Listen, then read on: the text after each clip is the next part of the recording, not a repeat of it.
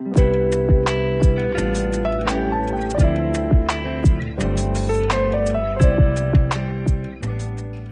l'enjeu majeur de la démarche, je pense, repose au départ sur le fait que la Maison du Tourisme a une expérience toute particulière en matière de politique touristique et en matière de stratégie touristique. C'est en tout cas la mission qui lui est confiée depuis son existence, depuis 2015, par le PET-RUXA, par les collectivités qui composent le PET-RUXA, donc l'agglomération de Château-Thierry et la communauté de communes de Charly.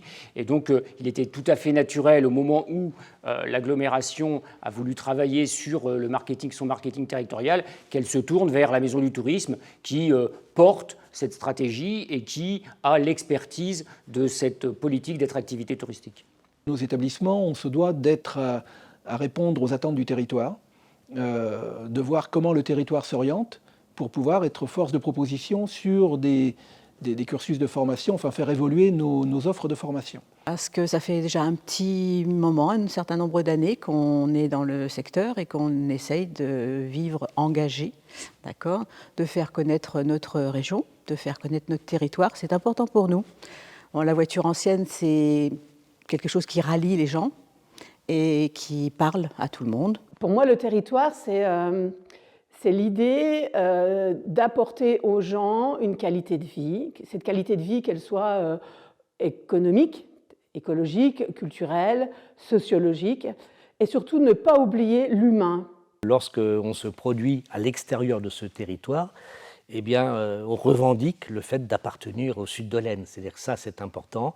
Et ce n'est pas uniquement avec notre patrimoine qui est quand même assez exceptionnel, hein, que ce soit patrimoine historique ou nos auteurs ou les actions qui se sont déroulées sur le territoire. Et ça, c'est important de dire qu'on vient de cette région-là. Pour qu'on puisse avoir justement un projet de territoire qui soit corrélé avec l'ensemble des visions que peuvent avoir les différentes personnes qui font et qui constituent notre territoire. Attirer du développement parce qu'il y a un développement de la population avec un pouvoir d'achat donné. Derrière, ça va intéresser le monde de la culture spécialisée, que peut-être le maraîchage. Et la viticulture, c'est pareil, elle a besoin aussi d'avoir une clientèle pour les vignerons qui vendent en direct et sur place. D'être identifié comme un acteur d'un territoire économiquement performant et qui a envie de défendre ses valeurs. Donc ça, c'est très important pour nous. Et puis, d'être aussi identifié pour nos salariés comme un territoire qui est volontaire et qui a envie de défendre ses valeurs travail pour que nos salariés s'inscrivent sur le long terme aussi dans nos entreprises. Lorsqu'on parle de marketing territorial, on dépasse l'aspect et la dimension touristique. Donc voilà, c'est la complémentarité entre ce que peut faire l'agglomération en matière d'attractivité, de contact avec les entreprises, et puis ce que peut faire la Maison du Tourisme, son expertise. D'autres territoires l'ont fait avant nous. La vallée de la mécanique, d'autres territoires ont eu ces idées avant nous et ont prouvé que ça fonctionnait. Donc nous, on doit être identifiés de par l'extérieur, par des donneurs d'ordre et des clients qui vont se tourner vers notre territoire parce qu'il est reconnu industriellement performant sur un domaine ou un autre. Et donc avoir un territoire qui est ciblé de l'extérieur parce qu'il est reconnu avec une marque, c'est important, c'est très important.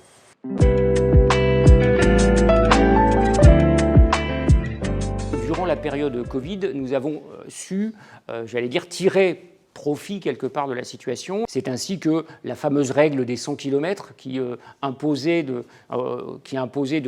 pouvoir bouger jusqu'à 100 km de son domicile nous a fait venir toute une population de visiteurs, en particulier franciliens. Et donc l'une des premières choses, c'est effectivement de continuer. Nous avons été identifiés comme étant une destination verte un peu haut de gamme, grâce en particulier au Champagne, à l'œnotourisme, avec toutes ses déclinaisons. Et donc c'est de pouvoir continuer à travailler sur cette marque et sur cette destination, les portes de la Champagne. Ça, pour nous, c'est très important. Ce qui serait assez intéressant de s'investir en tant que boulanger, c'est de travailler avec tous les boulangers du sud de l'Aisne, faire une pâtisserie ou quelque chose de commun, en relation avec Jean Lafontaine et les savoir-faire du territoire, hein, en particulier le vignoble. Ça peut être intéressant, c'est ce qu'ils ont fait sur la région d'Épernay, avec le moelleux biscuit rose, et je pense qu'on pourrait être capable de faire pareil à Château-Thierry. Les idées, on en a plein, après il faudrait trouver une idée commune surtout, là, que chacun, qu'on puisse se mettre autour de la table et puis réfléchir, ça serait intéressant. On a la chance d'avoir une rivière, Marne, qui est comme un fil conducteur. C'est un peu la grosse aorte de notre territoire. Et autour de ça, plein de choses peuvent se mobiliser, se mettre en place, que ce soit des manifestations, que ce soit aussi des entreprises, que ce soit du culturel. Cette rivière aussi a apporté tout au long des siècles des gens qui sont venus habiter ici, des poètes, des écrivains, et tout ça, on peut le mettre à l'honneur sous différentes sortes. De plus en plus, on entend parler de Dumas, de Claudel, de Jean de La Fontaine, bien sûr, ne l'oublions pas. Le tourisme local sera pour nous la reconnaissance du travail accompli, en tout cas. Le fait de venir vers nous, ça fera qu'il y aura peut-être une prise de conscience sur notre rôle important à jouer sur la région, le besoin d'aide qu'on peut avoir, justement, le besoin de... il y a tant de choses à faire ici, il y a 1001 choses à développer sur ce secteur. On a évidemment les rallyes, on a évidemment les commémorations, on a évidemment les mariages, on a le cinéma qui prend une grande place sur notre développement à nous. On a les compétences sur le territoire, on sait aussi faire appel à des compétences qui viennent d'ailleurs, et j'allais dire en mixant un peu tout ça, on doit pouvoir arriver à avoir de belles propositions qui vont s'exporter et qui vont exporter aussi l'image de ce territoire. Le seul point noir que je dirais, nous qui recevons beaucoup de gens et beaucoup d'étrangers, c'est l'hôtellerie. Il n'y a pas assez d'hôtellerie ici, sur le sud de l'Aisne, pour recevoir les gens. Ça, c'est vraiment un point noir. Tout de suite, tout est plein et ça, c'est compliqué. On renvoie les gens de l'autre côté, vers la Marne, ce qui est dommage. Le phénomène de marque employeur, comme on l'appelle aussi par ailleurs, il est indispensable aujourd'hui. On le voit, que ce soit en point de vue entreprise, que ce soit en point de vue des communautés de communes, des agglomérations et des institutions. Donc ce travail de stratégie qui est mené aujourd'hui, ce projet stratégique-là, il est indispensable pour notre territoire. On a un territoire qui n'est pas assez reconnu pour ses valeurs.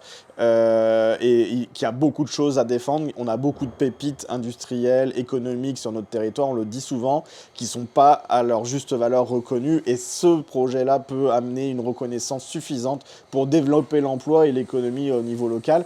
Donc c'est pour ça que moi, à titre personnel, en tout cas, je défends à fond ce projet. Et effectivement, maintenant, il faut qu'on aille dans les actions, il faut qu'on aille dans le développement stratégique des axes de ce projet. Mais j'ai pleine confiance dans les équipes en place pour mener ce projet à bien, donc voilà, allons-y. Que tous nos formateurs, comment on les attire et qu'est-ce qu'on peut leur proposer pour rendre notre offre intéressante. Il y a le côté salaire et puis après il y a le côté hébergement, enfin l'aide, l'accompagnement au logement qui est une vraie clé de décision pour des candidats. Et le niveau de l'habitat et la qualité de l'habitat qui localement, enfin en tout cas voilà, dans un environnement proche, après, mais même on sent un habitat qui est quand même fatigué et qui a besoin de remettre des moyens aussi, des moyens financiers pour réhabiliter ou pour développer en tout cas l'offre de location, qui est quand même aussi un vrai sujet, peut-être un vrai frein pour l'arrivée de nouveaux habitants. Continuer à faire revenir les touristes étrangers. Puis la troisième chose, qui est sans doute peut-être la plus importante, quelque part, c'est que les élus, que les habitants de ce territoire complètement s'imprègnent et s'identifient à cette destination, les portes de la Champagne, et en soient les ambassadeurs. J'attends plutôt des choses pour le collectif, pour tout le monde.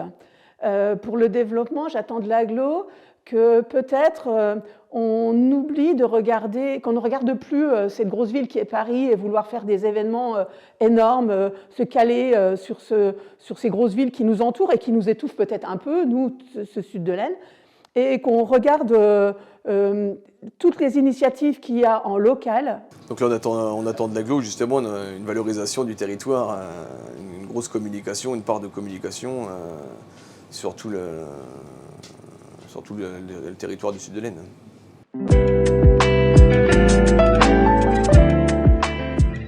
Il y a tout un travail sur une stratégie, il y a tout un travail avec l'ensemble des acteurs du monde touristique et de celles et ceux qui peuvent participer à cette attractivité. C'est ensemble que nous pouvons réussir et ce n'est pas isolés les uns par rapport aux autres.